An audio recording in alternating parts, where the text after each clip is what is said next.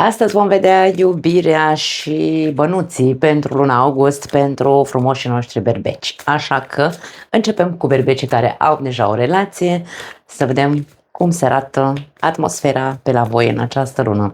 Vom scoate ceva mai multe cărți decât în dățile trecute. În descriere vă las minutul exact pentru fiecare dintre voi, așa că hai să-i dăm drumul la treabă. Amestecăm aceste de cărți și îl vom tăia și vom scoate ce iese la suprafață. Hai să vedem. Atmosfera pentru cei care aveți o relație. Avem Regina de monede, prima carte, optul de bâte și îndrăgostiții. Poate că în luna august mulți dintre berbece care au o relație va fi o lună de negociere, îmi vine să spun, da? Negociere și discuții serioase, da? Discuții serioase în legătură cu un subiect care probabil s-a lăsat, îmi vine să spun, nu știu dacă neapărat s-a lăsat deoparte o perioadă, dar cel puțin nu s-au terminat nu s-a ajuns la un consens, la un numitor comun. Poate este vorba despre seriozitatea relației sau implicarea ambilor parteneri, poate este vorba despre o discuție legată de partea financiară, poate fi pentru alții dintre voi, poate are legătură cu a fi părinte în cazul în care aveți copii. Aici sunt niște discuții care au rămas, ați rămas corigenții cumva la aceste discuții, da? Ce mai avem aici? Un 5 de cupe. Avem și ceva din trecut care, wow, luna, 5-ul de cupe și luna și asul de monede din nou. Deci aici vedem că poate da, în luna august este necesar neapărat necesar să deschideți aceste discuții, să nu le mai amânați, pentru că le cărați după voi de mult timp și cel puțin unul dintre voi suferă aici, sau cel puțin, hai să nu etichetăm cine suferă, ar putea fi vorba aici despre deteriorarea relației din cauza acestui subiect care a fost evitat de mult timp încoace.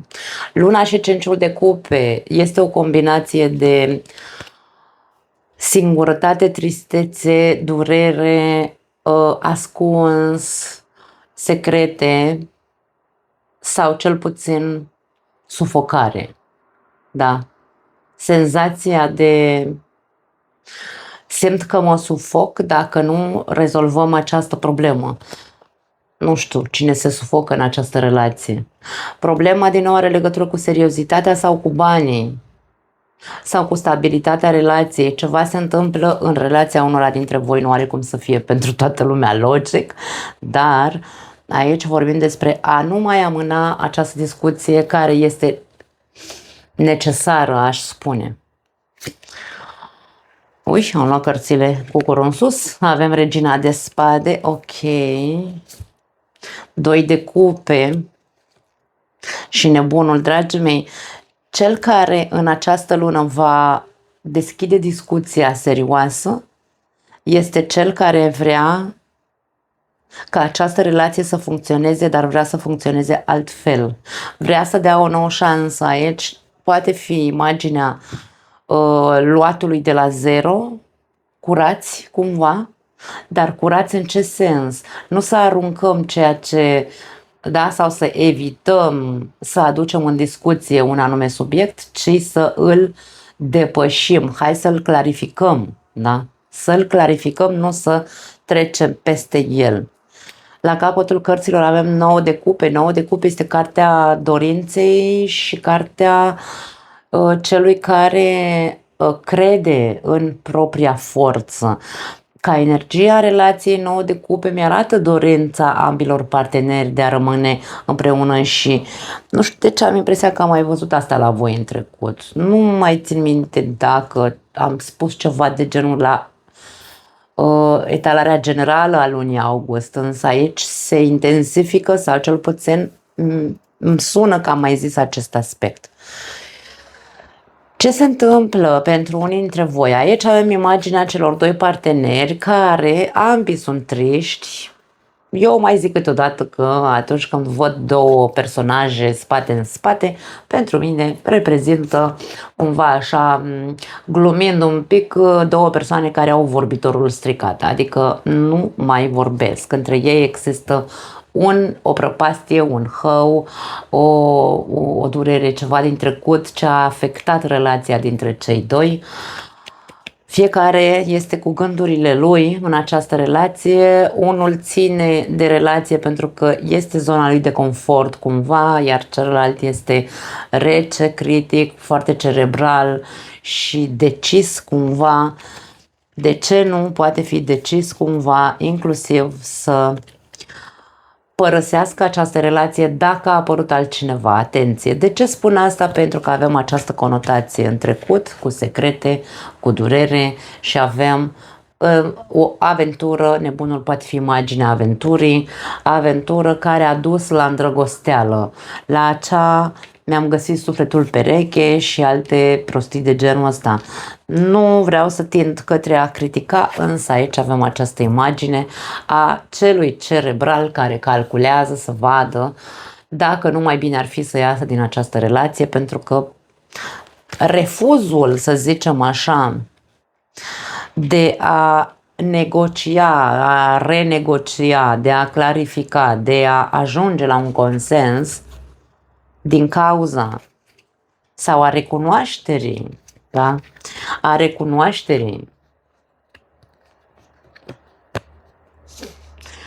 recunoașterii unor lucruri ascunse sau unor lucruri care s-au făcut pe ascuns sau unor minciuni și așa mai departe, poate duce la concluzia celui care probabil s-a îndrăgostit de altcineva să meargă către acel suflet pereche pe care crede că l-a întâlnit sau de care s-a îndrăgostit. Aș spune că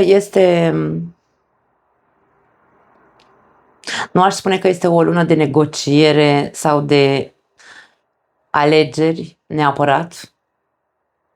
Este o lună în care trebuie scoase pe masă problemele acestei relații. Ca să puteți să luați decizia împreună, da? Avem conotația de împreună. Împreună trebuie să decideți dacă relația asta mai are vreo șansă, dacă îi mai dați o șansă, mai are vreo șansă, sau dacă n-ar fi mai bine fiecare pe drumul lui. Nebunul este ultima carte. Așadar, aș spune că nu mai e vorba de amânare. E nevoie de discuția serioasă în care hai să vedem ce facem cu relația asta. Auci, e complicat din ce văd, pentru că pare că au avut loc multe lucruri nesincere. Aici pentru unii dintre voi, insist, da? Ori în această lună ajunge la urechile unora dintre voi care poate nu știați, sau mă rog, cel care este implicat, că eu nu pot să spun că doar berbecul e înșelat, și berbecul poate să înșele ca orice altă persoană de pe această planetă, da? Pot ieși la iveală această prezență a unei terțe persoane. Pot veni acum veștile, unii dintre voi abia acum aflați, cu toate că se întâmplă de mult ceva. Da, cam asta este ideea. Dar este de pus face-to-face și de hai să vedem ce facem cu ceea ce se întâmplă în relația noastră, mai ales dacă este de mult și știți deja, da? Da, dragii mei, îmi pare rău, nu am vești bune pentru voi, cei care aveți o relație, pentru unii dintre voi. Hai să vedem pentru cei singuri ce se arată în luna august pentru berbecii singuri. Urlaci, separați, divorțați, nu contează. Ce avem aici? 7 de spade. 7 de spade este cartea înșelatului, cartea celui care are niște interese, este cartea celui care face lucruri pe ascuns, în bărligă și așa mai departe. Avem un as de monede și sau a celui care poartă o mască, da? Și avem un cavaler de monede. Aici, dragii mei, eu nu știu dacă sunteți voi sau dacă veți avea parte de o persoană care poate intra în viața voastră, care pare că este o persoană foarte serioasă sau cel puțin așa se vinde această persoană ca fiind o persoană serioasă, care își dorește o relație serioasă, o persoană care are, nu știu, o stabilitate financiară. Deci aici este o mască care este prezentată în exterior. Nu știu dacă este masca voastră sau masca unei persoane care poate apărea în viața voastră. Încercați să stați în gardă și să vedeți, da? Să fiți atenți. Avem împăratul, putere, vorbim despre putere aici, 9 de spade și 5 de bâte. Această persoană, că ești tu, că este o altă persoană, are foarte mare putere la suprafață. Adică e, cum se zice pe românește, este genul de persoană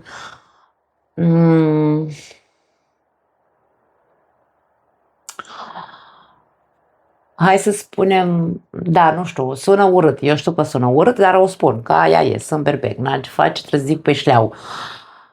Genul cocalarului, care are BMW-ul la scară, dar n-are bani să bage benzină, de exemplu, sau această păpușă Barbie gonflabilă, dacă este femeie, care pare că nu este interesată, da? Că nu e interesată dacă tu ai bani sau nu ai bani, dar e doar o mască, doar o vrăjală, da? Deci e cocalarul și cocalara aici, dacă vreți. Așadar, poate apărea o persoană de genul ăsta în viața voastră în această perioadă sau voi să faceți pe cocalarii, eu nu mă bag aici, fiecare cu treaba lui, ce vrea aia face, dar vedem că nu vor da rezultate acest comportament de eu sunt, eu am, eu fac, eu bla bla bla, nu va da aici. Poți să-ți bați capul sau poate să-și bată capul acea persoană să te cucerească cât vrea ea cu tot ceea ce crede că o să-ți ia ochii, dar cumva vine să spun că se va lovi de un zid. Da, împăratul este un zid. Dacă tu ești împăratul, în general, împăratul iese ca fiind guvernator al zodiei berbec în tarot. Dacă celălalt este cel care se dă în stambă și el are, el face, el drege, bla bla bla, aici te avem pe tine în poziția în care, da, mă, și eu mai pun botul la vrăjelile voastre, de parcă n-am mâncat eu mult mămăligă ca să știu cine sunteți voi de dăștia. Deci aici se va lovi acea persoană de...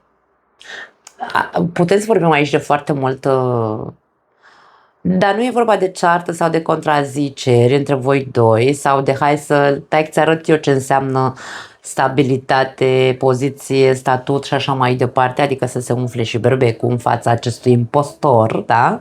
Impostor sau impostoare și să o pună la punct, dar nu vedem aici. Da, Ceciu de Bâte este o carte de contradicții sau contraziceri sau competiție și poate fi un soi de ego aici care iese la suprafață și care zice nu stau să mai bat capul cu tine că se vede de la 7 poște că tot ce zici minți, da? Sau tot ceea ce zici este minciună. Sau invers, dacă tu ești cel care te dai în stambă, o să te lovești de un mare zid care te va pune cumva la locul tău sau îți va coborî cumva așa fițele. Wow, împărăteasa! Foarte tare! 3 de cupe și 10 de cupe. Atenție mare pentru că indiferent cât de mult ați zice unii dintre voi că nu există nimeni în viața voastră, există pentru unii dintre voi. La capătul cărților avem roata norocului. Roata norocului este o energie care se învârte, da? E ca și cum vin schimbări. Este luna august este o lună de schimbare, energia este una schimbătoare. Poate fi o schimbare bruscă, fără să-ți dai seama. Poate aduce o persoană din trecut, da? Această energie poate arăta imaginea a ceva din trecut ce se întoarce în viața ta. Și de aia spun că e posibil pentru unii dintre voi să nu fie vorba despre cineva nou, pot exista ambele variante. Ori aveți deja pe cineva în viața voastră, însă nu prea vă bateți capul să faceți ceva serios cu persoana asta, pentru că există diferențe între voi foarte mari, dar eu aș spune că nu există nicio diferență foarte mare între voi aici, există foarte multă complementarietate. Nu știu dacă este corect cuvântul în românește. Poate că de moment vă considerați doar prieteni, dar potențialul este unul extraordinar ca voi să deveniți ceva mai mult decât prieteni. Cel puțin să încropiți o relație care va duce la ceva foarte frumos, serios și așa mai departe. Ideea care este, ori voi vă lăsați păcăliți, atenție, dacă nu există imaginea unei alte persoane, cu toate că avem această conotație de terță persoană, poate exista un soi de autosabotaj în viața unora dintre voi, adică voi să fiți cu curul în 7 luni, cum se zice. Acum vreau, după aia nu mai vreau, sau mă rog celălalt, acum vrea, acum nu mai vrea, eu n-am de unde să știu cine e cu curul în 7 luni aici. E ceva instabil, adică nu există o continuitate, tot timpul e o schimbare, tot timpul intervine ceva și așa mai departe. Și să existe un soi de autosabotaj, da? Care duce la ce? La un soi de suferință, de consum, da? Mă consum pentru că nu reușesc, doamne, să ajung. Ori pentru că celălalt se răzgândește mereu, știu că suntem sau cred că suntem diferiți, dar totuși nu suntem atât de diferiți. Sunt foarte multe bătăi de cap și contradicții în viața unora dintre voi, cei singuri, în legătură cu această persoană. Pare că sunteți prieteni sau este această conotație de este parte din grupul meu de prieteni această persoană.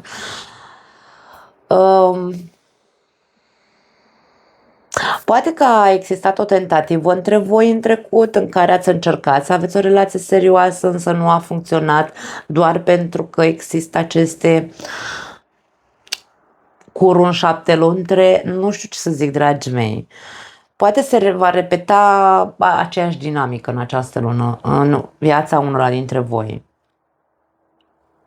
Se va repeta ceva. Este un raf care se repetă sau un tipar care se repetă între tine și o persoană de ceva vreme încoace. Roata norocului ne poate arăta un an de zile. Eu nu știu dacă voi sunteți într-un joc din ăsta de șoarecele și pisica cu cineva, fie că este un prieten, fie că este, nu știu, această conotație familială, da? Simt ceva familiar în persoana asta și totuși niciunul dintre noi sau amândoi nu facem decât să sabotăm această potriveală dintre noi doi.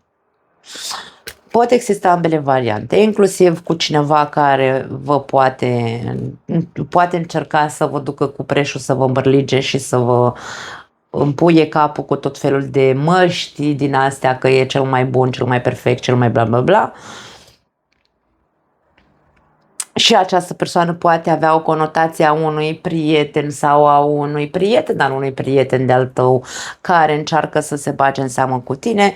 Poate fi vorba, atenție, dacă este femeie, poate fi însărcinată și caută, este o prădătoare care caută ceva stabil și te-a găsit pe tine, dacă ești bărbatul berbec, te-a găsit pe tine așa că ai tu un statut și așa și consideră că te poate îmbărliga să se căsătorească cu tine.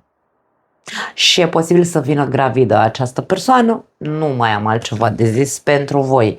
Avertizările sunt cele care sunt. Na, țineți cont și dacă vă regăsiți în povestea asta, fiți vigilenți, atenți și nu lăsați pe nimeni să vă mintă, da? Ok, hai să vedem bănuții. Care e treaba cu bănuții la berbeci în această lună august? Partea financiară la berbeci. Da. Avem eremitul, 3 de cupe și 9 de cupe. Berbecii vor rezolva o situație, vor sărbători, e moment de sărbătoare, pare. Pentru că în sfârșit ajungi la soluția pe care ai ceva vreme de când o găsești, soluția să rezolvi ceva din punct de vedere financiar, fiecare cu ce știe că și-a bătut capul în ultima perioadă cu finanțele, da? Este ca un soi de vis împlinit. În sfârșit am găsit poțiunea magică să-mi rezolv problema financiară, da? Sau problema cu finanțele. Ai stat mult în căutarea asta de soluții.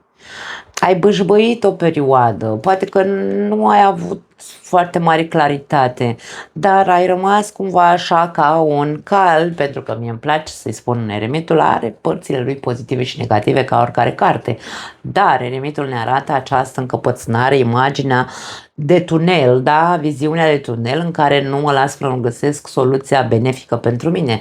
Este o energie de maturitate. Pentru alții dintre voi încercați să vedeți dacă nu cumva, da, aici e o avertizare, dacă nu cumva cheltuiți prea mulți bani pe plăcerile vieții, poate fi și asta, pentru că treiul de cupe este cartea băuturilor, da? Sau a anturajelor, a distracției și aici avem din nou cupe, putem să vorbim despre, ok, maturizează-te și vezi ce faci, fă-ți o introspecție, pentru că e posibil ca majoritatea banilor tăi să se ducă pe distracții și pe plăcerea inimii. Na, nu pot să nu zic și asta pentru că se vede, da? Mai departe, 2 de monede, ok. Marea preoteasă și 3 de spade. Dacă vorbim despre această categorie de berbeci care, hai să zicem prima categorie, care în sfârșit au găsit rezolvarea după ce au bâșbâit o bună perioadă de timp, aici este un soi de, hai să spunem așa, vezi, din nou avem imaginea înțelepciunii, a credinței, dar avem imaginea negocierii sau a căutării unui echilibru. Pentru ce? Pentru a nu mai da cu bâta în baltă a doua oară. Din nou, chiar dacă ai găsit soluția sau vei găsi soluția în luna august, din punct de vedere financiar, încearcă să cântărești de foarte multe ori înainte să te bagi în ceva care te poate duce din nou la eșec. Gândește, meditează, eremitul e o carte de meditație, Marea Preoteasă și ai cu cartea în mână, deci aici e vorba despre cântărește, pentru că în primul rând trebuie să-ți pui, să-ți asculți și intuiția, dar și experiențele pe care le-ai avut din punct de vedere financiar în trecut. Tu știi ce înseamnă eșecul, tu știi ce înseamnă succesul, dacă vrei, știi ce te face, ce din tine sau ce alegeri faci, știi care îți aduc beneficii sau care îți aduc, da, eșecuri sau pierderi. Va trebui să înveți de acum înainte să fii cu adevărat înțelept când trebuie să te bagi în ceva din punct de vedere financiar. Înțelept și asumat într-un fel sau altul. Pentru cei care, din a doua variantă, care poate cheltuiți mai mult decât ar trebui pe distracție, anturaje, nu știu, așa un soi de viva la vida, da? Aici, luna august vine cu lecții pentru voi. Cred că sunt lecții usturătoare din punct de vedere financiar.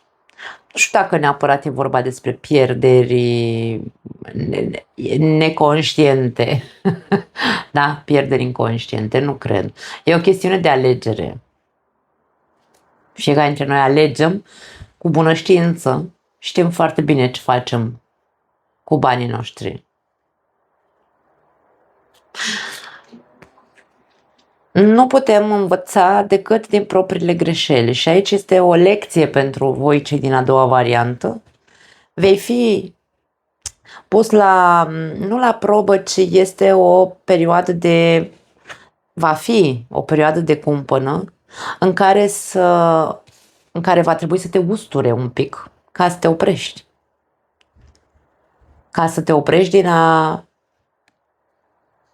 mai arunca banii pe fereastră, nu știu ce să zic, roata norocului.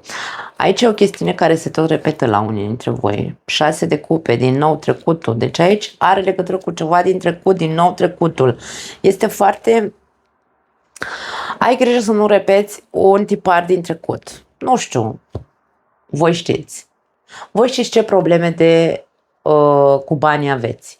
Voi știți ce ați făcut de ați ajuns să aveți probleme sau instabilitate financiară. Voi știți, fie că ați cheltuit în exces aiurea pe distracție, fie că ați investit unde nu trebuia, fie că ați pierdut timp. Roata norocului este o carte a timpului, tic-tac, tic-tac, se învârte roata, da? Timpul trece, aveți deja, hai să zicem, 6 luni, un an de zile de când băiți și nu prea se stabilizează nimic din punct de vedere financiar. Repetați un tipar de, nu știu, cumva ascundeți niște chestii, e ceva ce nu e ok, aș spune că e una de probă pentru mulți dintre berbeci, să nu mai repete tipare din trecut, să învețe odată din ce fac greșit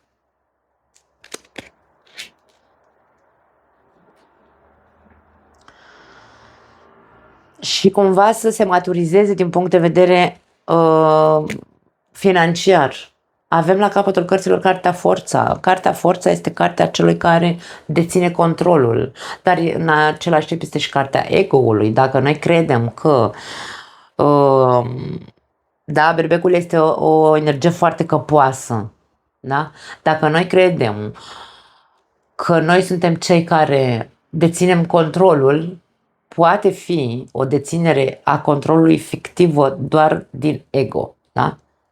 Lasă-mă că nu mai fac eu ce am făcut, las că știu eu că eu m-am maturizat, las că știu eu că am trecut prea multe, las că știu eu ce înseamnă să pierzi bani, ce înseamnă să investești acolo, habar n-am, dar aici este un tipar repetitiv. Vei face același lucru ca în trecut.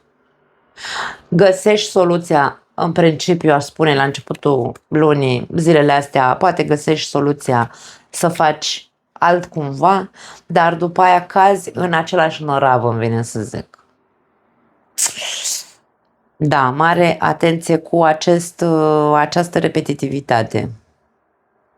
Este ca un soi de învârteală în cerc, fără să se iasă cu adevărat din iluzii.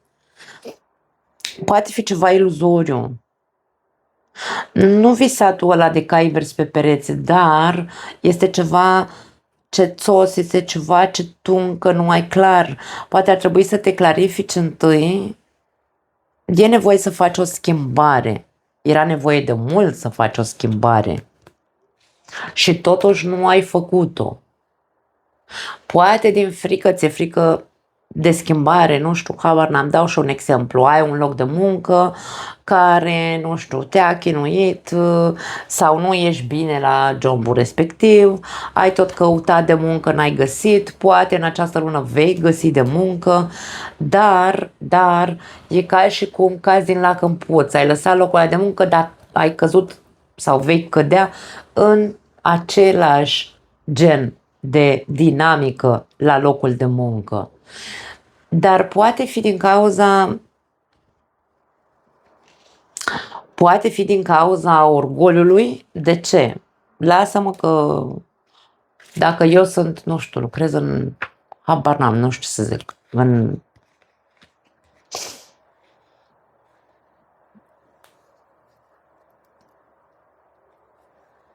Nu contează. Eu nu schimb jobul. Da? Nu schimb jobul de tot. Să mă duc în altă parte unde să n-aibă nimic de văzut cu ceea ce cunosc. Poate mi-e frică să fac schimbări. Dar totuși aici se cer schimbări. Dacă trebuie să-ți schimbi locul de muncă, schimbă-ți locul de muncă unde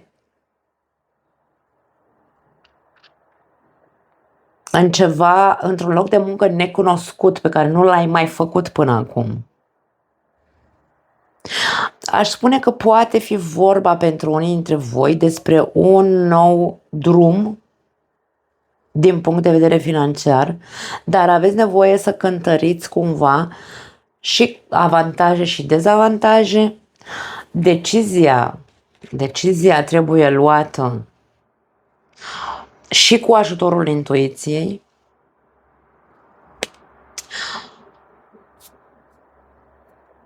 Pentru că intuiția avem aici în două cărți. Ascultă-ți atât intuiția, dar avem și conotație de prieteni sau, mă rog, persoane din trecutul tău care te pot ajuta cu informații, cu relații, da? Să-ți dea așa un pont, poate fi. Lasă-te ajutat, îmi vine să spun. E un soi de mare neîncredere pentru unii dintre voi. Nu cred, Domne, decât în mine, da? Deci aici avem această conotație tipic berbecească, nu neg. Nu cred în nimeni decât în mine, da? Aici e neîncredere, e ceață, e ca și cum, nu. Nu-mi trebuie. Mi-e frică să cred în ce zic ceilalți. Eu cred doar în mine. Dacă eu eșuez pe barba mea. Da? Nu pentru că mă ghidează cineva. Pe o parte aș spune că ești protejat, dar pe cealaltă parte aș spune încearcă să nu repeți același tipar de job, să sari din lac în puț. Fă lucrurile diferit sau caută-ți un job diferit față de cel în care te-ai tot învârtit în ultimul an. Nu pot să spun altceva. Da, cam asta este. Sau caută ca proiectul, dacă ai un proiect tu, caută să nu sărbătorești înainte de termen, fă schimbări în acel proiect. Dacă de vreun an de zile așa te tot nu știu, repeți un stil de a face, de a duce la capăt acel proiect, aici ar trebui să cântărești, să vezi la ce ar trebui să renunți, da? Și să introduci ceva nou, să faci altfel. Da. Nu mai am altceva. Foarte interesant povestioara. Vă pupăcesc, dragii mei, ne vedem în curând. Ceau!